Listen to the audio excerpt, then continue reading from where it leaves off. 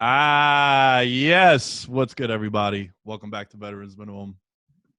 At Veterans Minimum is where you can find the show. As you can see, if you're watching this on YouTube, I am joined by a special guest, an absolute honor, a guy whose work I've been a fan on for years. And I can't front, Chris. I use you as a source of inspiration, your work ethic, all that fun stuff, all the cliches thrown at you. CVV, do you ever do that? I've been dying to ask. I do it all the time. Oh. CVV, yeah. I did it for Rob Van Dam. I'm like, I kind of borrowed this thing from you. Oh my God, dude, he's one of my favorite wrestlers of all time. He's in my top three, just to get that out the way. That's why I saw the three letters, so I appreciate you coming on, man. Thank you for your time. Well, thank you, and thank you for the kind words. Congrats to you on everything. Podcasting isn't easy. It's a labor of love, and I think a lot of people. I don't know what the stat is, but it's something like 80% of people give up after one episode, and like 85 give up after 5 episodes, something like that. Because it's a lot of putting the work into it and not seeing a lot out for a while. So, congrats to you, man. You're doing a great thing here. Yeah, thank you. And I couldn't agree with you more. August will be 5 years that I've been doing Veterans Minimum. There used to be a bunch of other guys with it, but kind of life got in the way. Some people went into different jobs or got raises. And one of my other buddies, he's a really successful comedian. So his podcast just took off to another level. So I kind of just inherited everything. And Yeah. I was spreading myself so thin because I'm also a big sports betting fan. You'd get a kick out of the name of it, Degeneration Bets, play on the word. Nice. X. Love it. So I had that. I had the Jerks. It was a wrestling podcast also. But then I kind of had to just dive into one direction. And this was the biggest of the three podcasts. And it was more of a broad audience too. I'm a man of very simple taste, I like to say. I like betting, sports, beer, wrestling, and music. So if I could have a conversation with you, man, about one of those topics, I could record a podcast. Yeah, I love it. And I think that's an interesting point that you're hitting on. Like, I think you got to double down, triple down on the thing you're actually most interested in, because otherwise, you're going to have an okay podcast here, an okay podcast here, when you could have a great podcast if you just put all your efforts into one thing. Yeah, and I like I was telling you before we started recording, I have the two monitors set up over here. So if you catch me looking this direction, it's because I got a Wikipedia page, which right away I think you've made it. Because if you have a wiki page about you, I think that's an elite company right there. Yeah, that was such a surprise when I found out that I had a Wikipedia page. I was funny story about that. I was hosting a TV show in Toronto, which is my hometown. Oh, shit. And it's 2009. Yeah, so I'm from Toronto. Or I guess the Wikipedia page will tell you my actual hometown, which is Pickering, Ontario, just east of Toronto. And I was hosting this show called Inside Jam on Sun TV, an entertainment show. And most of my career I've spent as an entertainment reporter. My co-host was a very famous musician in Canada. She was the lead singer of this band called Joy Drops. So I'm like, of course, Tara Sloan, of course you have a Wikipedia page. She's like, well, are you going to add that little fact there to your Wikipedia page? I'm like, ha ha, like one day I'll have a Wikipedia page. And she's like, no, like you have one. It's right here. I have it pulled up on the screen. I'm like, get out of here. It's not even funny. Come on. And she's like, no, seriously. And swung her monitor around. And I'm like, oh my God, what do you mean? This is crazy. So ever since that moment, I'm like, whoever was the kind person to see me on this tiny little TV station in Toronto, to think that warranted me having a Wikipedia page.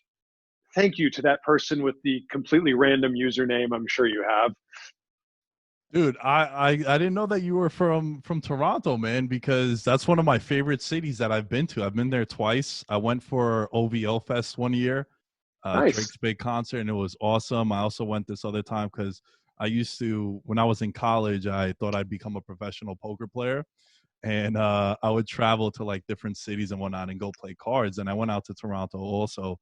And I like to compare it to a way cleaner New York City. I say that all the time. Yes, it's a way cleaner, way nicer New York City. Kind of has a little bit of a Chicago vibe in there too. Yeah, that was home for me for, just outside of Toronto for 23 years. Then I moved to Vancouver, and then back to Toronto to host this show I was just telling you about. And now I've been in the US for 10 years. And it's, if you want to make it in media, and that's what I really wanted to do, being a TV host was my goal. And, if you really want to make it, you've got to go to the US. Yeah, I think sacrifice is definitely a big part of the industry you're in, the industry that I'm in now, and just sports media and media in general too. And how long have you been? I'm assuming the answer is forever, but wrestling is like your main thing. So, how far back does it date?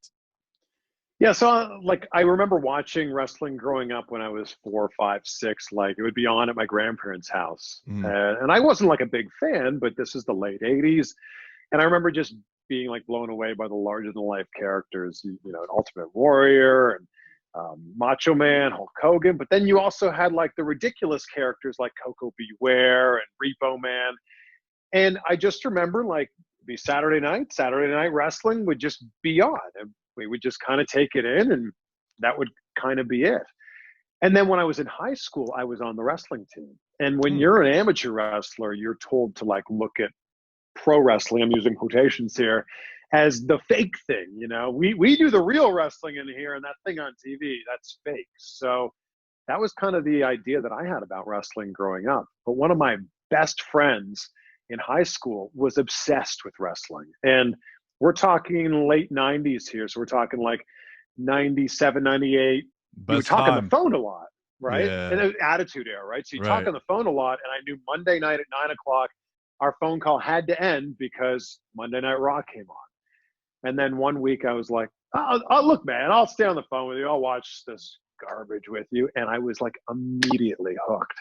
And it was Austin McMahon having that big feud. And I was just drawn right in. And it was like someone flicked a switch, because from that moment on, I watched everything. I watched Raw, and I'd flick to Nitro during commercials, and I watched SmackDown, and I watched ECW, and I would watch Jacked and Metal and Sunday Night Heat. And I would tape it all on VHS, and then I would rewatch it, so much to the point that I wanted to be a pro wrestler. And I was a backyard wrestler growing up, and I wanted to make this plan that when I was old enough and I had a car, I was going to go to wrestling school and train to be a wrestler, which I did briefly. And I kind of, to make a long story short, had to weigh the options. Do I continue going to university, getting my degree in broadcasting, communication studies, which I did, or do I go chase this dream, do wrestling school and try to be a pro wrestler? And you honestly can't do both. You've got to go all in on one or the other. And I decided I'm going to get my education, and wrestling will always be there if I want to pursue it. Dude, that was the era for me too. I was born in 91, so my first like vivid memories of just life was wrestling from a young age. I grew up about 20 minutes from Madison Square Garden, so all the house shows when they would come in town, my dad used to scalp tickets outside of 7th Avenue, and we would get in. And Austin was my guy. I should have I have a Stone Cold Steve Austin vest with the F with WWF. Honestly, Chris, it's probably like, I make this joke all the time, and knock on wood, hopefully it's never a situation that I'm faced with. Like, God forbid my house is burning down. Object number one that I'm grabbing. That's I need that vest, man. That's my vest. Funny. But I just like you, I loved ECW a lot. And then one day my mom walked in and New Jack, they just did the Dark Side of the Ring on him. Yeah. He like staple gun Tommy Dreamer. And she's like, you're not watching this anymore. Watch something else. And then when Stone Cold came along, that was just it for me. And Stone Cold has been probably my favorite person outside of my parents for as long as I've, the 29 years of my life. So I couldn't agree more. I've got a similar story. Like, my parents hated pro wrestling, and I would watch it on the TV in the basement. And when I heard my dad like coming down the stairs, I would like do the trick that we all did. Usually when you were watching the scrambled channels, but I did that trick that we all did where I hit the last channel button, and it'd be the hockey game or baseball game or whatever. And every once in a while he would catch me watching wrestling. So one day I'm like, Dad, what's your problem with wrestling? Why can't I watch this? And it was a time where Austin's flipping off his boss, and there's bra and panty matches all the time. I understand why he wouldn't want his kid watching this, but I loved it so much that I was going to find a way to watch it anyway. I'm like, look, Dad, if you're not going to let me watch this, I'll go to my friend's house and I'll see you at 11 o'clock, on a Monday night. And eventually, it took a long time, but eventually my parents kind of came around and went, we don't get it and we don't like it, but if this is your thing, this is your thing. You could be into a lot like worse things than wrestling, right? Like it wasn't in the grand scheme of things, it's not the worst thing to be into. Right. It's also, this is the era where people are telling everyone to suck it. That's And, true. Yeah. like it was the Attitude Era was a very disrespectful era. Exactly. I get that in your formidable years, your parents probably don't want you learning your habits from Stone Cold Steve Austin. So how long after you finish, or when did you start doing your show? Which I gotta give you credit, man. I started every year. I like to add something new to my show. It's the YouTube channel, it's the Instagram, it's little things, getting more comfortable in front of a camera. And Sure. for me, I'm 29. I had braces at 26. And one of the reasons why was because I wanted to be more comfortable in front of a camera. Yeah. And, I'm not going to lie to you, Chris, going to a bar in New York City at 26 years old, trying to hit on chicks with braces on, it's kind of awkward. So I was very self-conscious, but I knew long-term, thinking down the road, similar to how you were saying you have to go all in on one particular thing, for me Yeah. was that. And now, there's not a camera that I don't have a good time in front of. Sure. And for me, it was something that I needed to do. When you were doing this wrestling channel, when did you start it? How did you start it? And what was it that led to that? Because I love the aspect of you going and doing them in person. Because I do think interviews over webcam, and obviously we have the Corona thing and it wouldn't work out. But man, I just went to Vegas for 248 UFC. And Nice. I linked up with some people from Blue Wire, and I did some interviews with some people in person. And I got that from you. So I appreciate you laying the blueprint, because I see that it's worked for you and it's been something you've been able to build. So how did that come about? Well, thank you. I mean, if I really back it up here, my background is in broadcasting, and I've Mm, worked in radio and television, since I graduated from college. So I think that really laid the foundation for a lot of this. So I've been doing interviews almost my whole career. I started off as a news reporter, where you're at one of those places where you're the cameraman and the editor and the writer and the reporter, and that's having that background has helped me so much now that we're all content creators. We all mhm. walk around with a recording device or a camera in our pocket. So I think that really helped me a lot. So I worked a lot in entertainment news, and you're interviewing musicians and you're interviewing actors. And I would always find an excuse to try to interview wrestlers whenever I could. And then we could put them on the TV show, which would be awesome. And I was just, as a fan, appreciating the fact that I get to talk to, some of my early interviews were Mr. Kennedy and Ted DiBiase Jr. These were some of my early ones, Jack Swagger. And then I started realizing, and it was actually Ariel Helwani who kind of, really inspired me. And any mixed martial artist fan will know who he is. Yep. And Ariel Helwani was doing these exclusive style interviews, but it looked like he was just filming them himself. And I'm like, well, I already have this wrestler coming into the studio to do an interview that we're only going to show a tiny little clip on TV. What if I did one of these longer interviews and just threw it up on YouTube? And as a fan, I would just appreciate that would be out there for other people to see. And that's kind of where it started. We would do these 10, 15-minute interviews. We'd air 20, 30 seconds of them going, SmackDown's in town, tickets start at $20, come see all the action. And then I'd be like, okay, great. Now that we have that out of the way, let's talk about Let's stuff have that fun. actually matters. Right. And we would air that little clip on TV. And then the other part, I'm like, other people will appreciate this. If I, as a fan, appreciate this and I'm asking questions I find interesting, other fans will too. And that was kind of the genesis of it. I started uploading these interviews in 2011, just kind of thinking I wanted to live somewhere. And I was also peppering in a lot of the celebrity interviews that I had been doing. And I've been so fortunate, so grateful in my career to interview, some really big stars. And my interviews with people like Oprah or Anne Hathaway or Denzel Washington, Henry Cavill, Ben Affleck, all these people. Those are all my YouTube channel too.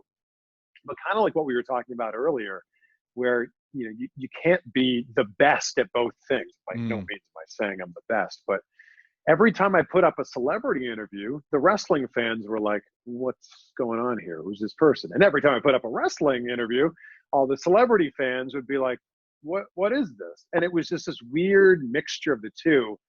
And eventually I went, look, I think I've really tapped into something interesting with these wrestling interviews, so I'm just going to double down on those. Start to do them more often. Instead of them just waiting for them to come to me, like when the person was available or in town, I'm like, I'm going to start kind of going out of my way to do these interviews. If it's driving a few hours, or if an independent wrestling show happens to be in town and there's a top talent on there, maybe I can reach out to them and do an interview. And it was that journalistic prowess that I had from my background in broadcasting that made me go, if I'm willing to put in the work, if I'm willing to go, 95% of the way, all I need that person to do is meet me just 5% more and say, sure, I'll do this for you. I'll give you the time. And that's kind of where it all started. 2011 is when my YouTube channel started, but I really didn't start putting the effort in until probably 2018 is when I really started like setting some goals. I mean, it was growing. I remember getting emails in like 2012, 2013, where you get like a notification every time you got a new subscriber. And like I'd put up a big interview with someone, and the next day I'd have like 3,000 emails. And I'd be like, this is ridiculous. Delete. Like, this is so, why are they clogging my mailbox up with this stupid stuff? I didn't understand what a subscriber was and how valuable it was. And it wasn't until, probably 2018 that I'm like, oh, I could probably get 100,000 subscribers if I really like put in some effort here. And that's kind of where it all started. I always say vague goals, get vague results. And it was in 2018 where I'm like, I'm going to do 40 wrestling interviews this year. And I, at that time, only done maybe 20.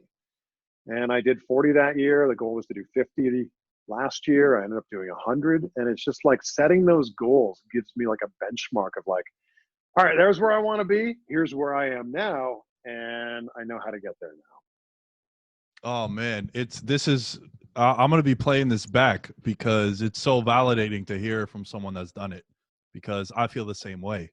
And as far as, something that jumped out was, you said 2011. And I do think a lot of people, like, that's 9 years ago, man. And, I don't know the exact month that you started, but it's very important to realize that this shit takes a while. It takes a long time. And I told you right before we started, some people want the fruits of the labor, but they don't want to put in the labor and the work. And, going from that to the 1 or 2 notifications to getting 3,000, I'm sure it was validating too, because as much as we like to say, it doesn't matter, or, it's okay if they don't like it kind of thing. It's like, nah, in the end, it's good to see your work being accepted by people, I think, at least. No, I agree. And that phrase about the fruits of your labor, it's so good. I'm going to steal that, by the way. I'll credit you, but I'm going to totally steal that. Fair enough. I think the thing that I realized early on was nobody was coming to my channel to see me. Like my channel was and still very much is guest driven. Mm-hmm. And, and that's why I was able to put up an interview with Denzel Washington one week and then put up Mick Foley the next week, because I knew that, I didn't have a ton of subscribers, so I could go kind of all over the place. But I think the thing I also realized is nobody's watching your YouTube channel or listening to your podcast because of who you are. They're doing it because of who they are and what they're interested in and what your content reflects on their life. And as soon as I realized that, like, I think there's a lot of people who will start a YouTube channel this year thinking it should be all about them. And when they only get like 14 subscribers and one of them is their mom, they go, well, I'm going to give up this thing. This thing doesn't work. This wasn't cut out for me.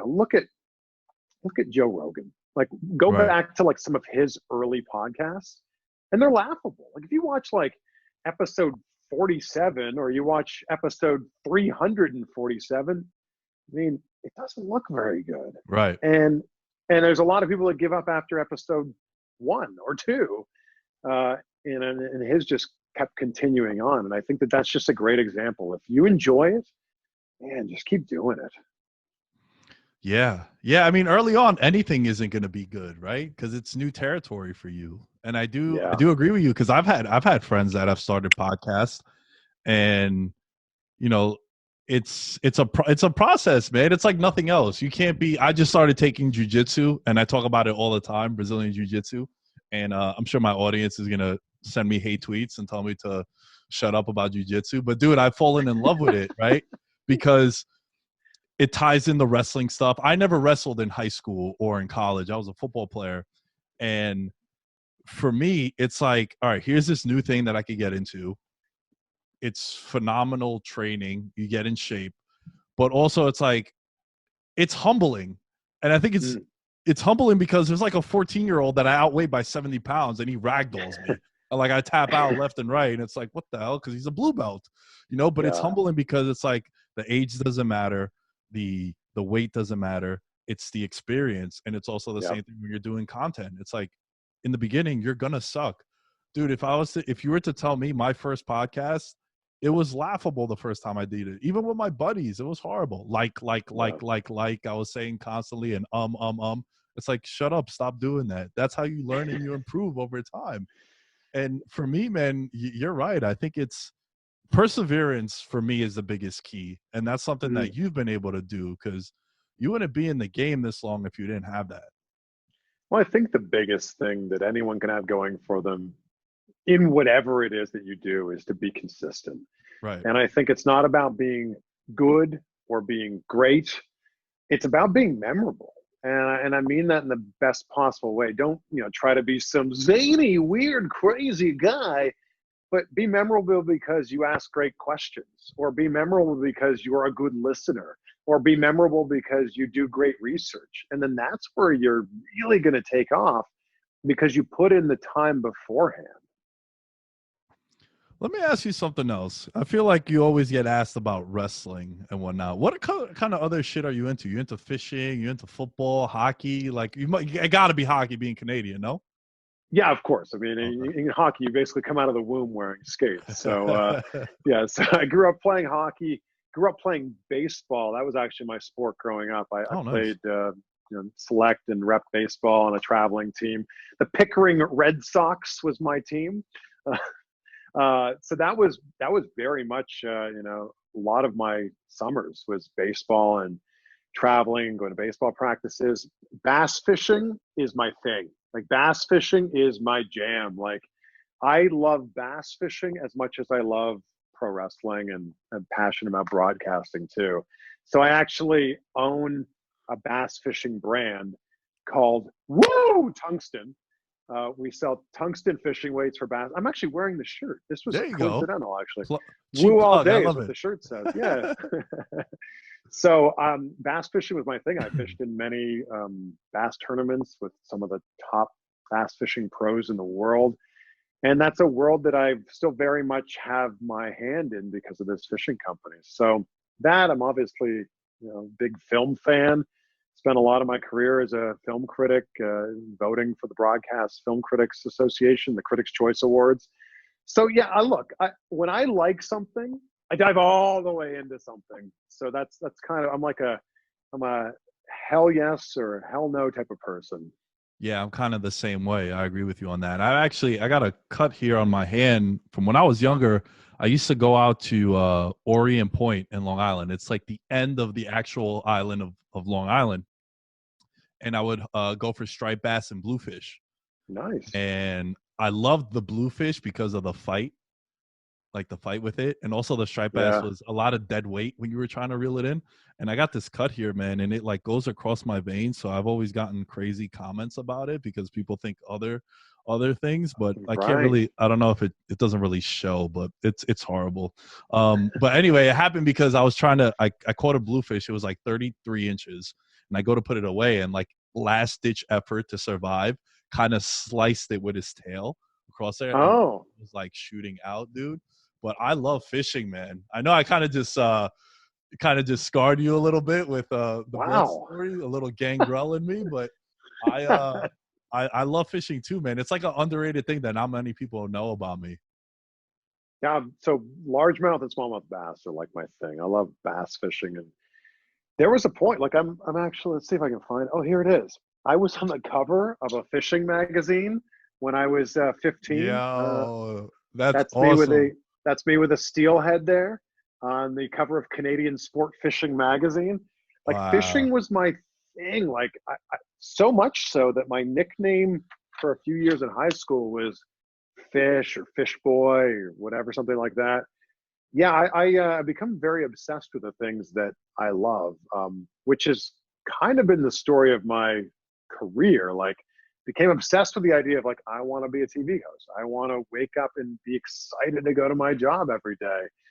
And that's really what set me down the path of like, okay, if I want to be a TV host, what do I need to do now? I'm a student in high school at the time. Like, what do I need to do now? And I started looking at what the next few steps were, and just started going, okay, step one, then step two, and we'll finally get there. You mentioned you've been a part of giving out awards and you worked with like movie critics and whatnot. What kind of shows are you watching now during quarantine? So I mean, I watched Tiger King, of course. We all Right, did, right, right? right, right. Big Ozarks fan.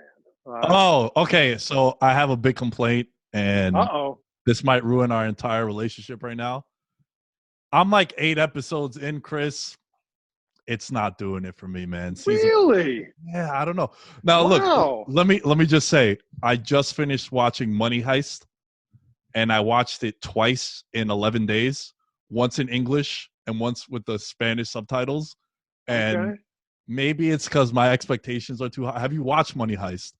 No, I started to watch it. Look, here's the other thing: is I don't devote a ton of my time to watching TV series because, look, if I'm going to watch the whole season of Money Heist, I kind of think to myself, well, don't I have better things to do with 12 hours of my time? You know what I mean?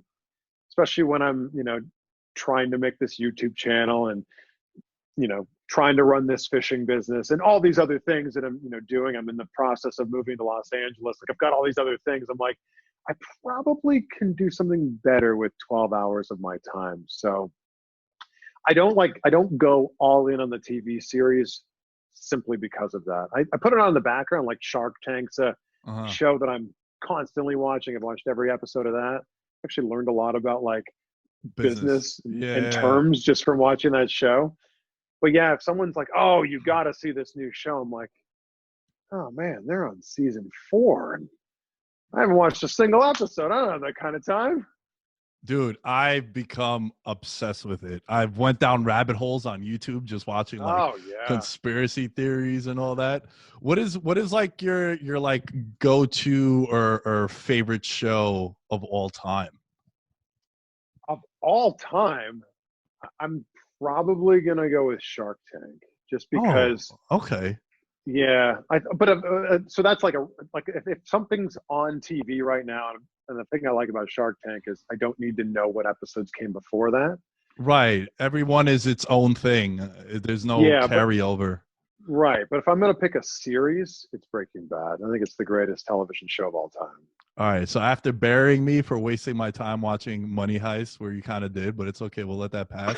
You, you now put me over with the Breaking Bad because for me that's number one for sure. I love Breaking Bad. We just all have those friends who are like, "Oh man, I'm watching this show and this show and this show and this show," and I'm like, "Where do you get this time?" You know, Yeah. and I right now I'm Ozark's my show. Like it's the only show I'm watching religiously, so that's my jam right now. Oh, and my girlfriend and I are also watching Married at First Sight every once in a while. You seen that show? No, I haven't. So the concept is basically like I haven't, dating hasn't been working out for me, so I'm going to agree to let these dating experts match me with somebody, and you meet them at the altar, Oh shit. and then you And get married, and you have to stay married for 8 weeks. wow. Yeah, it's a That's fascinating social experiment. yeah, yeah, definitely. Oh my god. I can't imagine walking into that situation. Yeah, right. Like basically you walk up to the altar and then you stand there waiting for your bride to come down and you're like, "Oh, cool. That's who I'm going to marry." Like an arranged marriage. Oh my God, man. That's like a blind date on PEDs. Yeah. I guess that is, and yeah, because you have to get married. Jesus. What you've interviewed all these wrestlers and celebrities, and I've had a chance to meet both celebrities and athletes and even like wrestlers too. It's different for me when I meet a wrestler. Like the Mm. fanboy in me just hits a little different. And I think it's only something that wrestling fans can understand. Have you ever been left like in awe or just speechless at the moment? Like, I can't believe I'm interviewing so and so. Now, it could be a celebrity or wrestler. I mean, look, anytime I'm about to interview anyone of any sort of stature, I'm like, I get to do this. Like, Yeah. one of the ones that was so cool for me was The Rock was at the top of my list for the longest time, and I got to interview him, and he's incredible. The Rock's just as nice as you want him to be. Um, and he just has this incredible celebrity quality where he makes you feel special, even though he's the biggest star in the Right, world. right, right. After him, I really wanted to interview Tom Cruise, and I'm just such a fan of his work. And I think that Tom Cruise is really the last remaining movie star. Mm-hmm. And I got the chance to interview him on the red carpet in Paris for the last Mission Impossible movie in the shadow of the Eiffel Tower. And that was one of those where, like, I was kind of in the middle of the red carpet. And the way a red carpet works is like they start at one end and it's 2 minutes with this person, 2 minutes with this person. They kind of work their way down the red carpet. So I was standing there. I watched Tom Cruise come onto the red carpet, pose with the fans, sign some autographs. And I'm kind of like, okay, all right, well, let's see here. I'll do the math. I'm 40 minutes away from interviewing Tom Cruise. And he's getting closer and closer, like 3 feet at a time as he finishes his interviews. And that was one of those moments where I kind of went, wow, like this is pretty surreal and this is pretty special.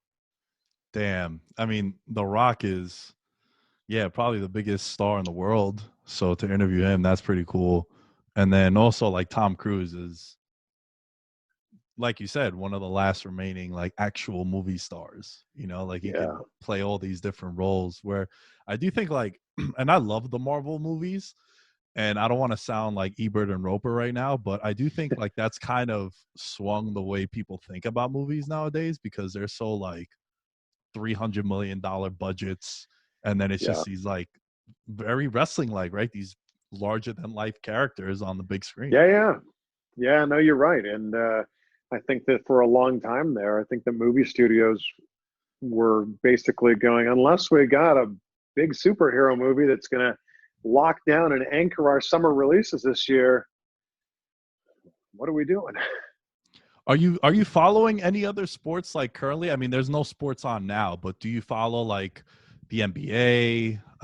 What are like your teams too? Because you mentioned you playing, but I don't think you really dove into like what teams you might root for. Yeah. So since moving to the U.S., I've been living here for 10 years. Football's become my number one Hmm. sport.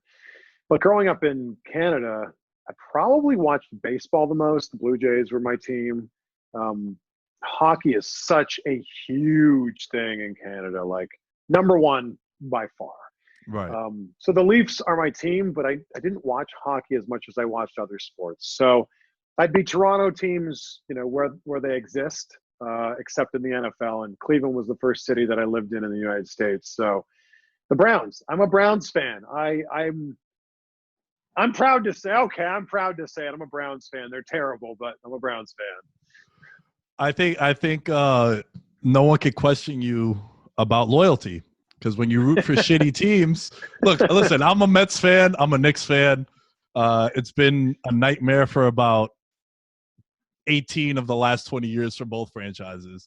And Why also, why don't you pick the good New York teams? well, here's the thing, right? I used to say at least I have the Giants, and now they've been a dumpster. So I don't really have anything, Chris. Well, the Jets are terrible. So Yeah, I got that to just wave over. But yeah, so I'm Leafs and Raptors and Blue Jays and Browns. And the thing that really hooked me with the Browns, and which it's interesting, my first ever NFL game was the Bills, actually. About a 2-hour drive from Toronto to go to Buffalo, and You too? No. I went to school in Buffalo. I went to Buffalo State. Oh, oh, So nice. I went to 2 Bills games when I was up there. Man, Bills Mafia is no joke. Everything you hear about Oh, them, and this was in 09 and 2010. So this is like 10 years ago, and they were crazy then also. I yeah. remember my roommate, well, not my roommate, the kid next door to me he was born and raised in Buffalo. And I was in Buffalo the year that they had their first Monday Night Football game after like 15 years, and they're playing the Patriots. And then they were up like 13 with 3 minutes left, and they blew the game. The dude, Chris, literally threw his TV out the dorm window, had to write a 5-page paper on why that was a hazard and all this shit, dude. It was crazy. And he just started yelling. And I was an asshole back then. I just went over. I was like, "Hey, what happened? Like, why are you so angry?" He's like, "You fucking know," because we played football together too. He's like, "You know, Nick." He's like, "Get out of my face before we fight." And he was like 6'5". I was like, "All right, this is a terrible mistake. Let's get out of here. Let's go back in our room." So Bills Mafia. Oh yeah. The Bills fans are insane. My first ever game was in December. It was like the last game of the year. It was Patriots and Bills because my buddy was a mega Patriots fan. I'm like, yeah, all right, for your birthday, we'll drive down there, we'll go to a game, and we'll freeze our asses off. But then when I moved to Cleveland, I realized how much a part of the culture it was. Mm. And it wasn't a question of what were you doing on Sunday. It was where are you watching the game on Sunday? And I really loved how, a lot of cities in the Midwest, that's what it's all about. And that just drew me right in, whether it was just tailgating and then watching at a bar, or tailgating and then, walking your way into the stadium and watching the Browns lose. That's the one thing, man. I'm the most jealous of people in towns like Cleveland, your Cincinnati's, your Green Bay's. Mm-hmm. That vibe of how football is in the South. I had a friend of mine, she graduated from Alabama. She works with the Big Ten Network now. And, going from the SEC up to the Big Ten now, it's very similar because, like you said, you knew what you were doing on Sundays with Cleveland. Where, like in New York, it's a gift and a curse where it's the biggest city in the world. But the sports suffer because it's such a transient city where there's a lot of people where – you're not born and raised New Yorkers. I'm actually, my 9-to-5 job is I'm a street vendor in New York City. I've been running my dad's food cart. We just got a food truck. And a lot of his customers and our customers are from Cincinnati or they're from North Dakota. And when they go to Knicks games or they go to Ranger games, it's because their company has these suites. And, they're not decked out in the all orange like you're supposed to when you sit. So we always say, like, the real fans are in the cheap seats when you go to, like, New York. And that's one thing that I think suffers. The teams suffer in New York and LA because, dude, there's like 13 professional teams in New York, where if you're in Green Bay, you're going to root for the Packers. And maybe you're a Bucks fan, because it's in Milwaukee. Yeah, well, I've spent the last 5 years in Miami, and I mean, it's not a great sports town there for all of the reasons that you just listed. That's another one, yeah. And I'll never forget getting into an Uber. I had tickets for like the second Dolphins home game of the year. I got into an Uber. I was going to the stadium, and the Uber driver goes, "Oh, go to the stadium. Cool. What's going on there today?" And I'm like, "The Dolphins game. Like, what do you mean what's going on there today?" And that's just, there's 1,000 other things to do there. Number one on that list is going to the beach. So, I can understand where it comes from, but it's cool to be able to have that experience that I had in Cleveland, where the entire city has their eyeballs on that game. Yeah, I was in Miami for when they won the first finals with LeBron. So that was 2012. And I remember we were at this place called the Cleveland there, if you ever been there on South Beach. Yeah. Yeah. And the DJ goes, "All right, where are all my Miami Heat fans?" And it's like, and then they're like, "All right, where are all my it was the second one, my bad. It was 2013. Where are all my Spurs fans?" And like the place just erupted. And I was like, how are you in Miami and you get a louder pop for the Spurs than you do with the Heat? And they also get the bad rep, that famous video during that series, actually, ironically enough, when the fans were leaving and then Ray Allen hits the shot. And then before you know it, they're all trying to come back in. How do you like Miami? Because it's, you know, it's funny. You born and raised in Toronto pretty much, and then you're in Yeah. Miami. It's probably my two favorite cities. Yeah, I think that Miami's weather is absolutely unbeatable. Yep. And I was just so done with snow Oh, after tell living me in about it. Toronto for, most of my life, then 5 years in Cleveland. I was just like, you know what? My goal is to work in a place where there's palm trees. That was my Mm, goal. I'm like, all right, so I basically narrowed it down here that I'm going to live somewhere in Florida, somewhere in California, or maybe somewhere in Phoenix or Texas or something like that. But that was it. I really wanted the weather to drive it. And I had this incredible opportunity to host this show called Ecw Drive, which is an entertainment show on the Fox affiliate in Miami. And man, for 5 years, I got to travel the world interviewing the biggest stars in the world. And then I got to do some other really cool segments where I got to do like some hands-on reporting. Like I mm. swam with an alligator, Oh shit. which yeah, I got the photos and videos on my Instagram page. Talk about fishing. I caught a 480-pound Goliath grouper, which was like the size, like as long as me, as big as me, and I jumped in the water with it. I also got to I tried out for the Florida Marlins or the Miami Marlins. Tried out for the Florida Panthers, and I got to shoot hoops and play horse with the Miami Heat. Like I got to do these amazing, fun segments, and it was just Miami is such a fun city because there's a little bit of everything to do there. The only thing I really miss though about Miami was everything's so flat, and I don't think anyone really talks about this. Anyone that visits Miami knows South Beach, right? And they Right. know all the bars and the clubs and the beaches and all that type of stuff. That's like 1% of what people that actually live in Miami do. It's like it'd be like going to New York and being like, yeah, I've been to Times Square, and you're like, yeah, but you Yeah. gotta eat some meat from a street vendor to have a real New York Yeah. experience. Yeah. Absolutely. Amen to that. Yeah, for sure. And What even corner is your street vending on? we're on Park Avenue and 49th Street. My dad's been there 20. Next year will be 28 years. Wow, congrats! I'm sure I've walked by there 100 times. Yeah, it's right by the Waldorf Astoria. I've actually Yeah, met a lot of wrestlers.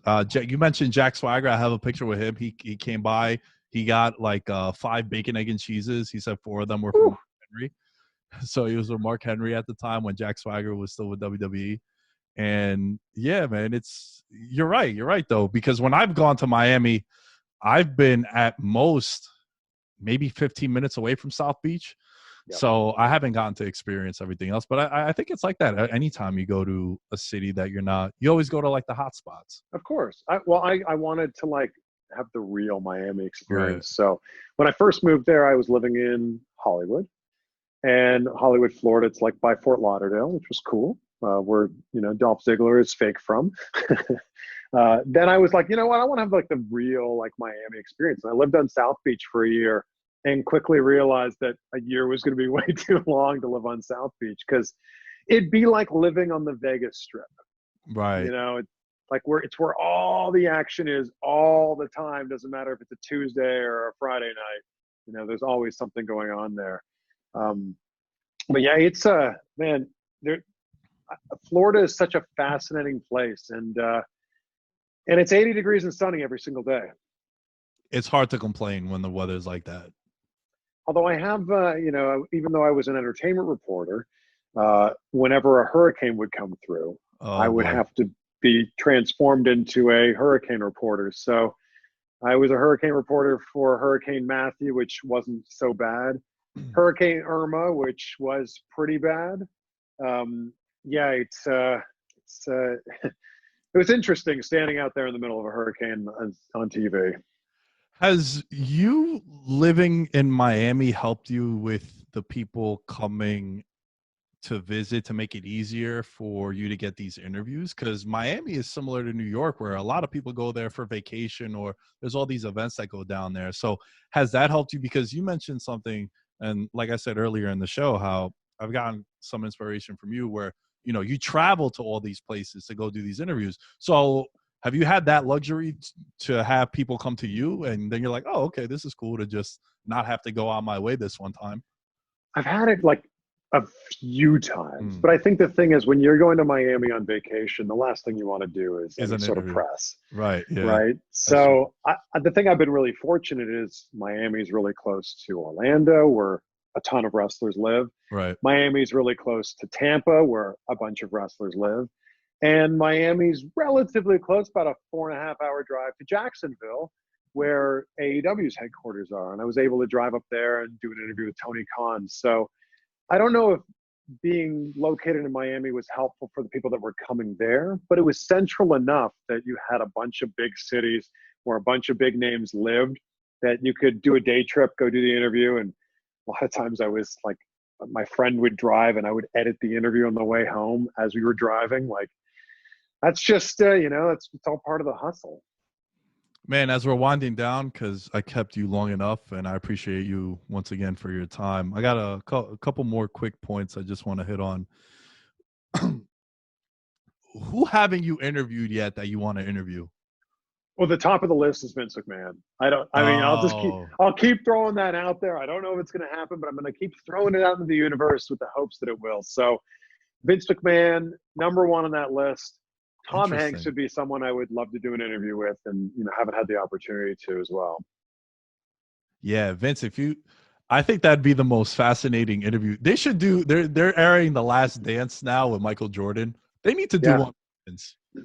I totally agree. And I don't want to just have a interview with Vince where I ask him about, storylines that went wrong. Like, I want to talk to him as like a business person. Like, Yeah. he is a brilliant entrepreneur, which he doesn't get a ton of credit for within the wrestling world. Mhm. Obviously, everybody from the outside looking in, like the Inks and the Forbes of the world, will, recognize him as a businessman, but he's a brilliant businessman. We're having this conversation right now because of Vince McMahon and how great of a businessman he is. Yeah, he definitely doesn't get the right respect from the wrestling world, but I also think it's because, dude, it's so hard to manage all these personalities, right? You're seeing it with this documentary with Last Dance. Like, Phil Jackson was able to control all these big personalities. Dennis Rodman, shit, he even went to Nitro too, like the crossover there with Yeah, stuff. yeah, So just imagine Vince McMahon having to do this, and you hear all these stories. I think the coolest thing about something like that would be you can't have him kayfabe you. Like, you need to yeah. have this, like, I want the real truth. Like, does he have any other hobbies? Does anyone know? I mean, it's got to be bodybuilding, right?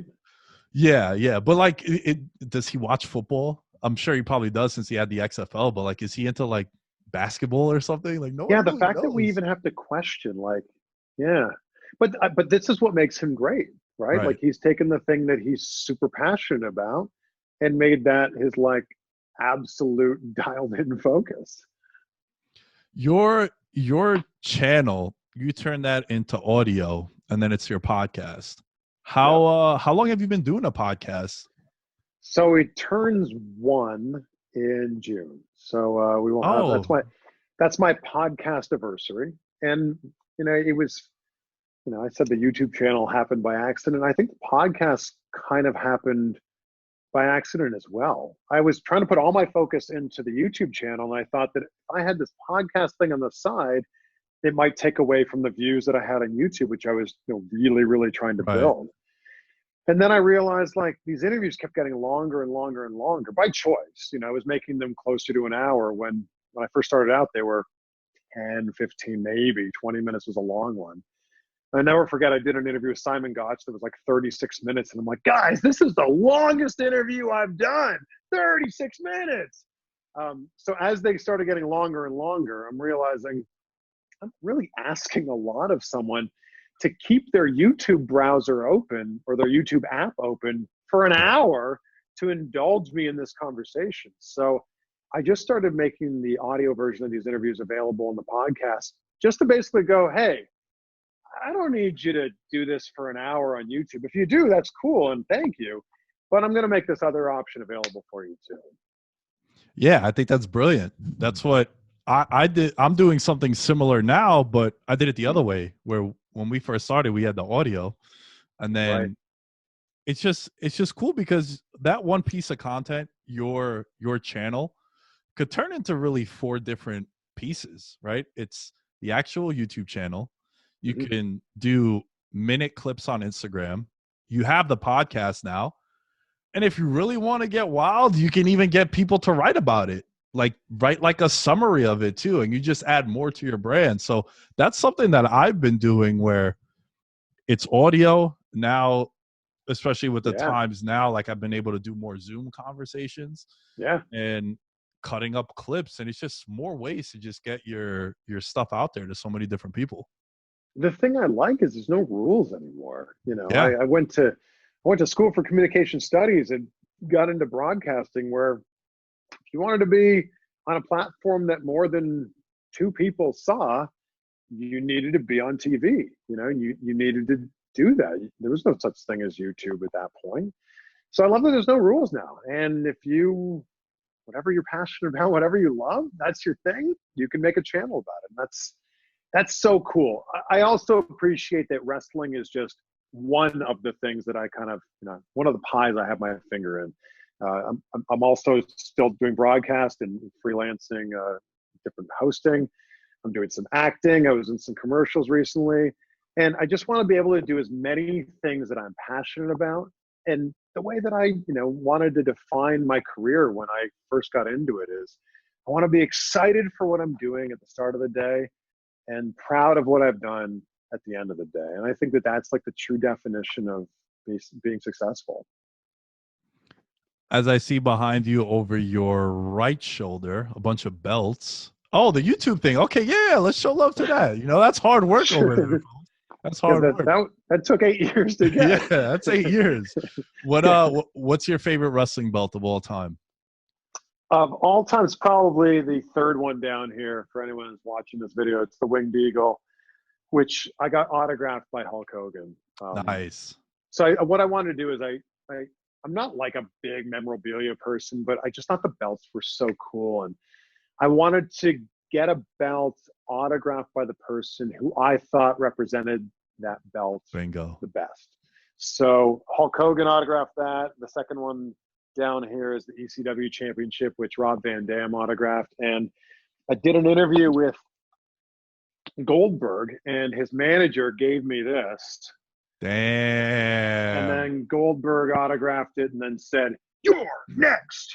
Let's go. That's yeah. So that was pretty cool. But yeah, I think the Winged Eagle, just because that was the era that I was watching wrestling at that time, and that was the belt that was the belt when I first got into it. Yeah, I want to start doing that, collecting belts, because I showed you beforehand, and since we're flashing belts, I got to show you a belt this is a one of one, Chris. You want to talk Love about it. rare? Usually different circumstances. My guest posed with the VM strap, but nice. Yeah, I have the only real wrestling belt I have the Broken Skull one. Oh, very cool. The Smoking Skull one, yeah. Smoking Skull, yeah. Austin's my guy, man. Favorite wrestler of all time. Who's yours? And we'll end with that. Who's your favorite wrestler of all time? All time's The Rock. The Rock? The Rock's charisma, I think, really kind of helped guide the person that I ended up becoming in life, because he was so over the top and so charismatic and so likable. And I also love that you could stick The Rock in any situation and he would come out on top and, make it look great. So it was The Rock. I mean, I walked around my high school raising the people's eyebrow and yelling, "It doesn't matter," all the time at people. And so when I did finally get to meet him 13 years later, it was in 2012 when I first met him, it was a real culmination for me of like, oh my God, like you were such an important person to me growing up. Now you're such an important person like in my career now, with film. It was a very cool thing. So it's got to be Rock. I think I could keep my cool under any circumstance with people that I'm around. Dude, I'm going to make a fool of myself if I ever meet Stone Cold. I'm just putting it out there in there. Yo, it's my guy, Chris. That's my guy. In a good way. I'm just going to mark out. But after like 3 seconds, you'll be like, "Oh, that's just my buddy Steve." I'm like, "Hey, Nick, we should go grab beer together." You just be like, "Oh, yeah, that's my buddy Steve." Oh, one day, man. One day. Chris, you're the truth. I appreciate it. I love this conversation. I'm going to play it back. A lot of cool insight. I love the storytelling about your story and where you're at now and where you aspire to be. Plug away, man. tell people about your podcast, your YouTube channel if they don't know about it. Anything else you're into? Fishing? Go ahead. Thank you so much for having me on here, and congrats to you on everything. Thank you, man. And yeah, it's at Chris Van Vliet, VanVliet, on all forms of social media and YouTube. And yeah, if you're into bass fishing or you know someone who is, look up Woo Tungsten. It's Woo with an exclamation mark, Tungsten. And you can't just say Woo Tungsten. It's Woo. Give me one, Nick. Woo Tungsten. Woo Tungsten. Thank you. I got you.